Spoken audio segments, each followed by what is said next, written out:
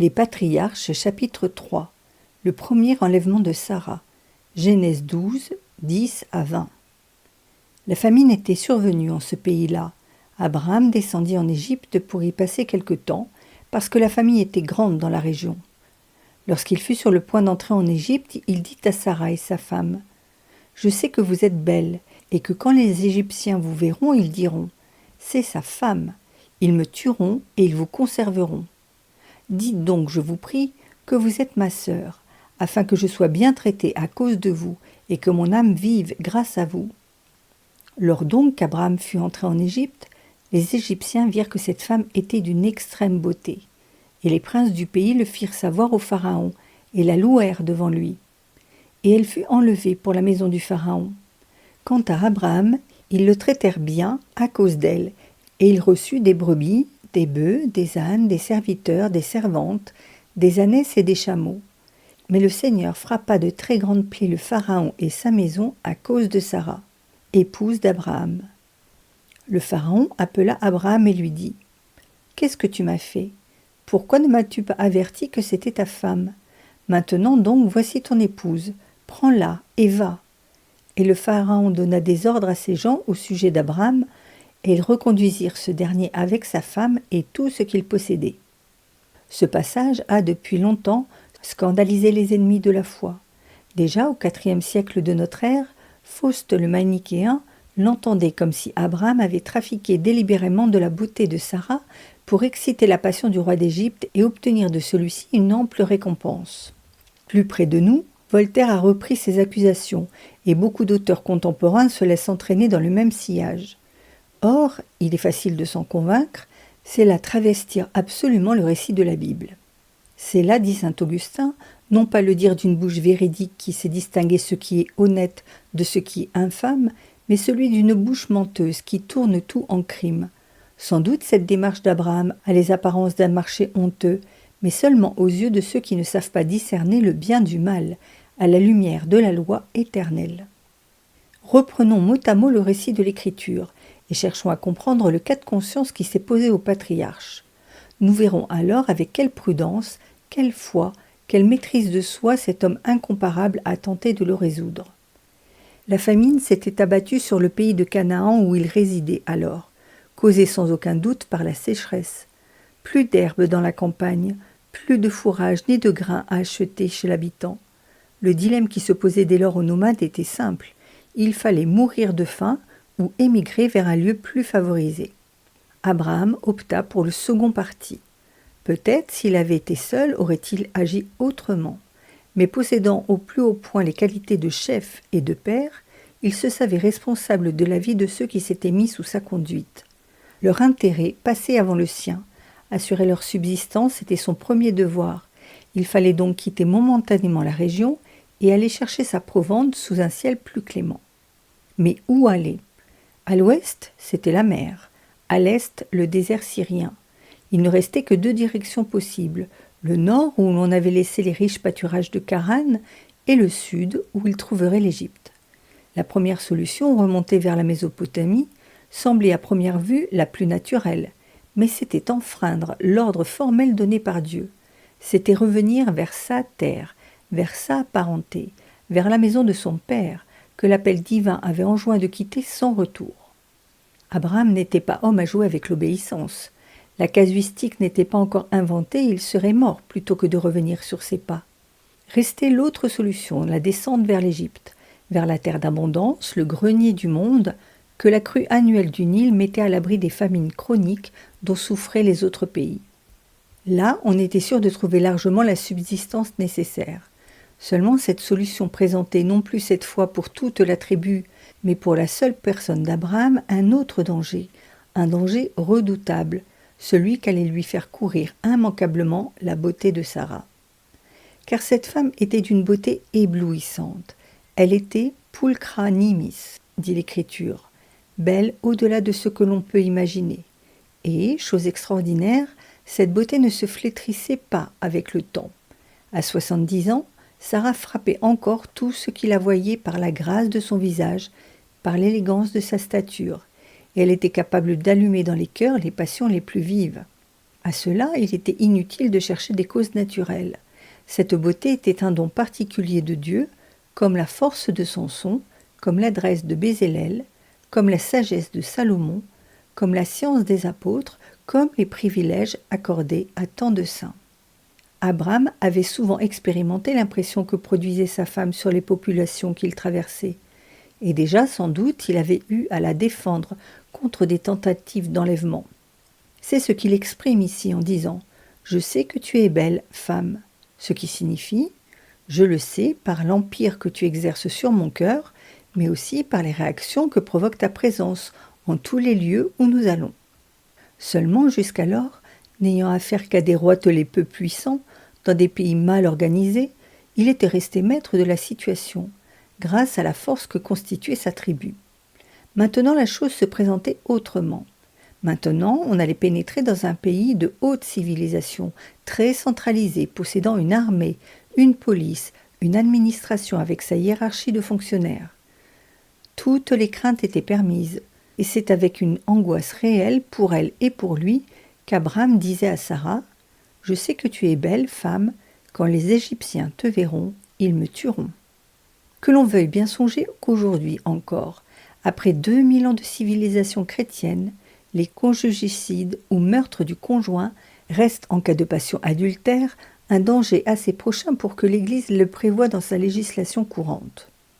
La tentation instinctive de l'homme épris d'une femme mariée est de supprimer le mari, dont la seule existence lui est une gêne et un reproche. S'il n'a rien à craindre, il y succombera presque inévitablement. David avait donné des preuves multiples de sa noblesse d'âme, de son désintéressement, de sa haute vertu. Il était l'élu de Dieu, il avait été favorisé des grâces les plus élevées, des marques les plus rares de prédestination. Et cependant, lorsqu'il eut conçu pour Bézabé une passion coupable, il n'hésita pas un instant à faire tuer son mari, afin de pouvoir l'épouser. Si telle était, avant l'Évangile, la réaction d'un homme de si haute qualité morale, que pouvait-elle être celle d'un prince païen, esclave encore de ses instincts inférieurs, et qui n'avait sur terre aucune puissance à redouter? Abraham avait une connaissance trop profonde, et du cœur humain, et des mœurs de son temps, pour se faire la moindre illusion. Si quelque potentat s'éprenait de sa femme, et il y avait toutes les chances que cela arrivât, c'en était fait de lui. Il était donc bien en droit de dire à Sarah « Je sais que, quand les Égyptiens te verront, ils diront « C'est son épouse » et ils me tueront. » Que faire alors en cette conjoncture?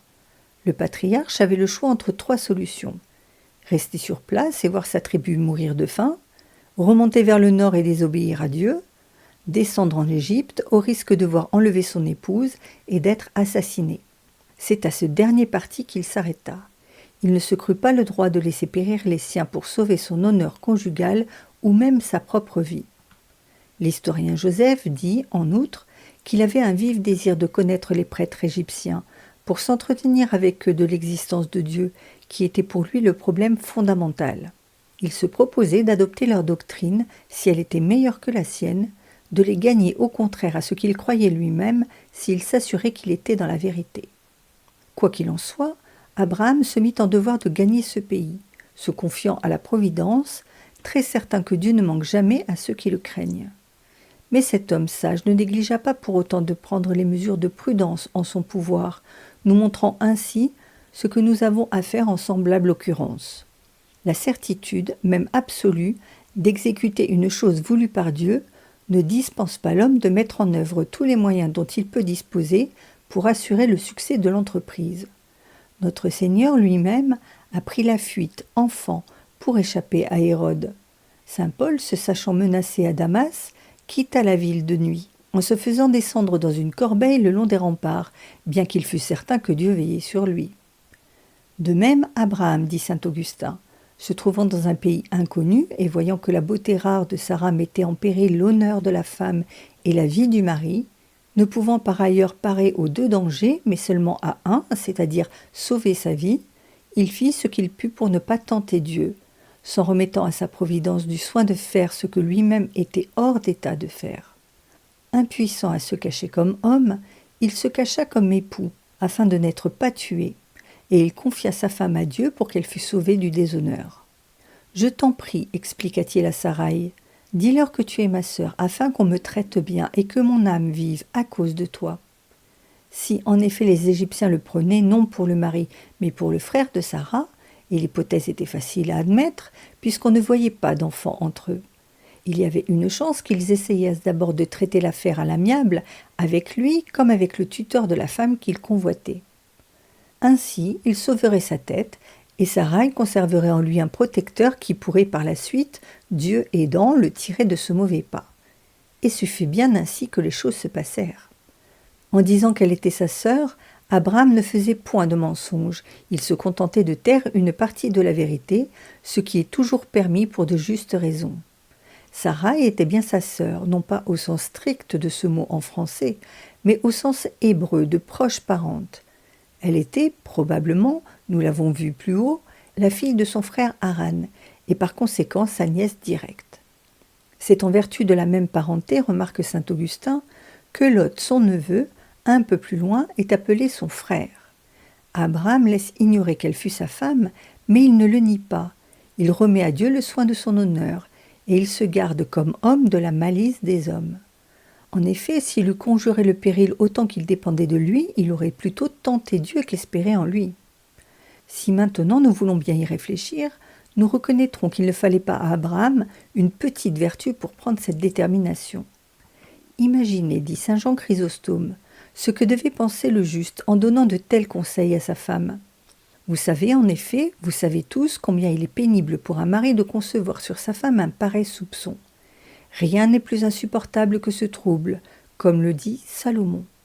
La jalousie et la colère du mari ne pardonneront pas au jour de la vengeance. Il ne se rendra aux prières de personne et il n'acceptera aucun présent à titre de rançon. Et encore, la jalousie est cruelle comme l'enfer. Nous voyons souvent des hommes tellement possédés de cette fureur que non seulement ils ne pardonnent point à leur femme, mais qu'ils tuent l'amant et eux-mêmes avec lui. Cette fureur est si grande, cette jalousie si indomptable, que celui qui est une fois pris de cette maladie néglige même son salut. Abraham faisait donc preuve d'une singulière maîtrise de soi, en traitant avec tant de calme une affaire qui sans doute ravageait son cœur. Sarai, digne émule de son mari, dans la pratique des hautes vertus, plaçant au-dessus de tout l'obéissance qu'elle lui devait comme à son Seigneur, accepta ce projet. Nous ne saurions douter qu'il ne lui mit à elle aussi la mort dans l'âme, et qu'il ne lui inspira autant de répugnance que d'appréhension. Mais Dieu, qui n'abandonne jamais ceux qui se confient en lui, Dieu, qui n'éprouve ses serviteurs que pour mieux faire éclater leur mérite, Dieu, en les couvrant d'une protection toute particulière, allait récompenser magnifiquement l'obéissance des deux époux. Lors donc qu'Abraham entra en Égypte, ses craintes se réalisèrent. Les Égyptiens virent que la femme était d'une beauté rare, et tous les regards se portèrent sur elle. Mais par la permission de Dieu, avant que personne eût fait aucune tentative pour l'enlever, les officiers du Pharaon, qui l'avaient remarqué eux aussi, en parlèrent à leur maître avec admiration. Le souverain manifesta le désir de la voir, et ce fut là un premier trait de la sollicitude de Dieu.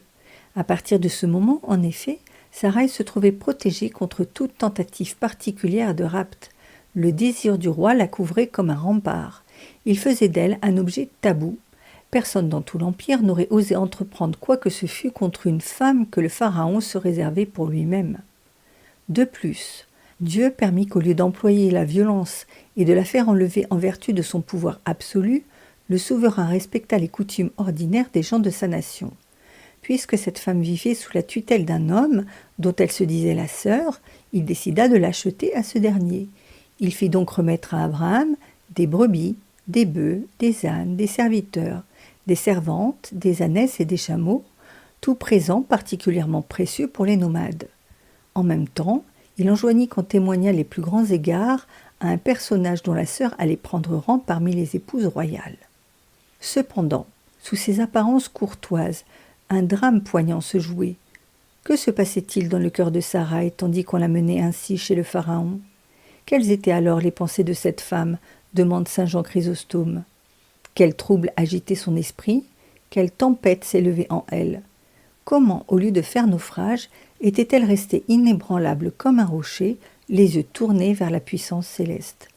Mais pourquoi parler de la femme ? Que devait penser le juste, tandis qu'on emmenait Sarah chez Pharaon? Tous ces cadeaux qu'on lui faisait, tout ce luxe dont on l'honorait, quel incendie ne devait-il pas allumer chez lui? Comment son âme n'aurait-elle pas été en feu, son cœur dévoré, quand il songeait à ce qui lui valait tous ces présents? Humainement parlant, il ne lui restait aucun espoir de revoir jamais Sarai. Elle était déjà presque dans la gueule du monstre, les portes du palais royal allaient se refermer sur elle, et aucune force au monde ne pourrait plus prétendre l'arracher à un maître aussi puissant.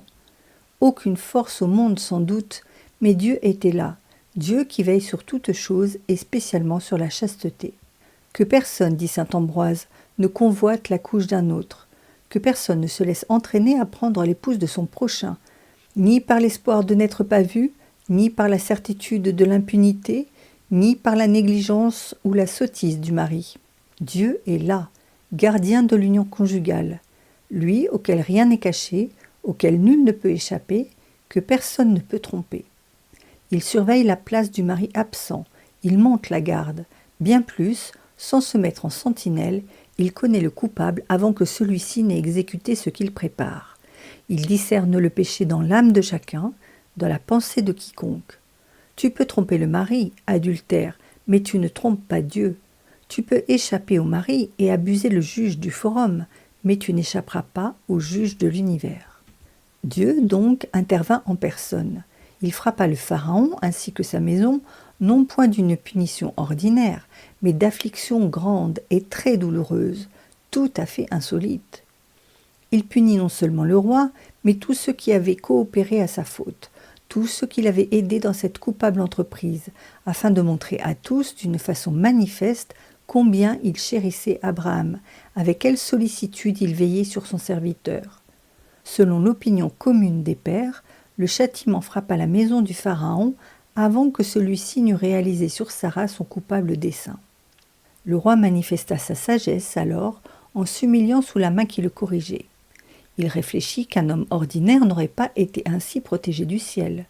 Au lieu de s'emporter, de jeter en prison ou de faire mettre à mort celui et celle qui avaient attiré sur lui ce châtiment, il manda Abraham et lui reprocha doucement sa pieuse supercherie. « Que m'as-tu fait là ?» lui dit-il. « Pourquoi ne m'as-tu pas fait savoir que c'était ton épouse ? Pour quelle raison m'as-tu dit que c'était ta sœur, me laissant croire ainsi que je pouvais en faire ma femme ? Maintenant donc, voilà ta femme. Maintenant que je sais qu'elle n'est pas ta sœur, mais ton épouse, je te la rends sans l'avoir déshonorée. La voilà devant toi, emmène-la et pars. » Quelle intelligence, s'écrie saint Jean Chrysostome, pourrait dignement apprécier ce miracle, et quelle langue serait capable de le raconter? Une femme d'une éclatante beauté entre chez le roi tout-puissant des Égyptiens, lequel s'est pris de passion pour elle, et elle en sort pure. Elle rapporte intacte sa chasteté. Telles sont les œuvres de Dieu, toujours étonnantes et admirables. Quand les hommes croient tout désespérer, c'est alors qu'il montre sa force invincible. Commentaire moral et mystique. La famine contraint bientôt Abraham à descendre en Égypte, car l'âme ne peut rester toujours dans de hautes contemplations. Les nécessités matérielles du corps, auxquelles elle est liée, l'obligent à revenir vers le monde et à vaquer aux choses d'ici-bas. Remarquons toutefois que le patriarche, et donc l'esprit, descend en Égypte pour y voyager, non pour s'y fixer. Mais pourquoi présente-t-il Sarah comme sa sœur ? Celui-là seul pourrait le bien expliquer, qui aurait lui-même choisi dès sa jeunesse Sarah, c'est-à-dire la sagesse, ou la vertu, comme objet de ses désirs, qui l'aurait poursuivi avec assiduité, jusqu'à ce qu'il fût rentré en sa possession, jusqu'à ce qu'il en eût fait sa compagne de tous les instants. Celui-là seul serait en mesure de dire quel danger cette merveilleuse sagesse peut faire courir à l'esprit, quand il est contraint de descendre en Égypte, c'est-à-dire de converser avec les gens du monde. Qu'on se garde bien alors de la présenter comme une épouse, c'est-à-dire comme un bien qui n'appartient qu'à lui, et que nul autre ne peut espérer posséder. Qu'il ne laisse pas deviner qu'il ne l'a obtenue qu'après avoir longtemps brigué sa main par un patient et dur labeur. Qu'il la présente au contraire comme sa sœur, c'est-à-dire comme un bien qui lui est venu naturellement, sans qu'il n'ait rien fait pour l'acquérir, et que le premier venu peut chercher à épouser. Supposons maintenant qu'un Égyptien, c'est-à-dire un serviteur du monde, un homme qui adore les animaux, entendez ses passions et ses instincts inférieurs, s'éprenne d'elle. Remarquons d'abord qu'il la voudra non pour lui, mais pour son roi, c'est-à-dire pour l'orgueil, qui est le vrai roi du monde et le sien. Le premier soin de ce roi sera de la séparer de son époux, c'est-à-dire de cette virilité, de cette force d'âme qui est le compagnon indispensable de la sagesse, et il prétendra jouir en paix de la douceur de sa présence. Mais bien vite, il sera tourmenté des plus cruelles douleurs, car à cette belle sagesse sont attachées des servantes qui ne la quittent pas. La sobriété, la modestie, la pudeur, la tempérance dans la nourriture, etc. Elle ne peut supporter ni l'impudence, ni l'effronterie, ni aucun désordre. Par-dessus tout, elle exige la présence constante de l'humilité. Elle accepte, elle aime les humiliations.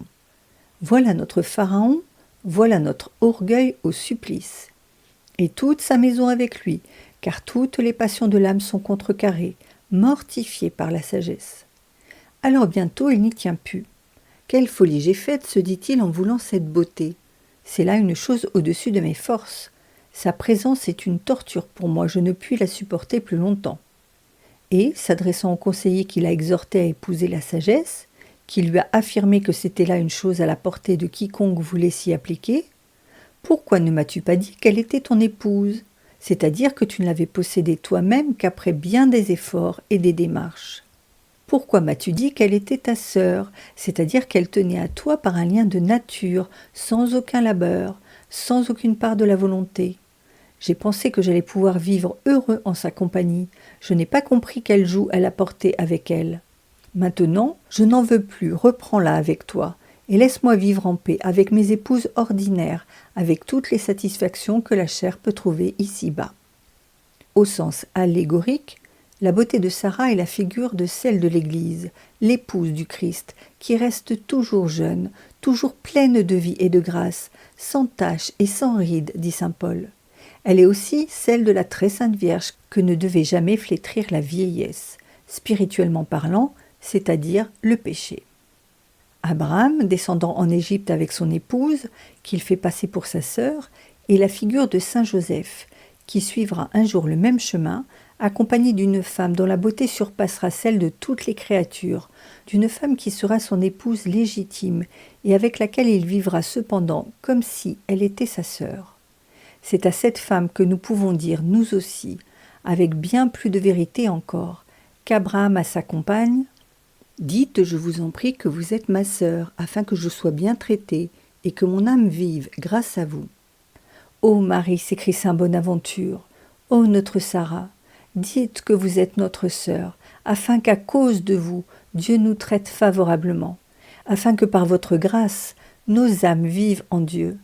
Dites, ô notre bien-aimée Sarah, dites que vous êtes notre sœur, afin qu'à cause d'une telle sœur, les démons s'enfuient devant nous, qu'à cause d'une telle sœur, les anges nous entourent de leur garde, qu'à cause d'une telle sœur, le Père, le Fils et le Saint-Esprit aient pitié de nous.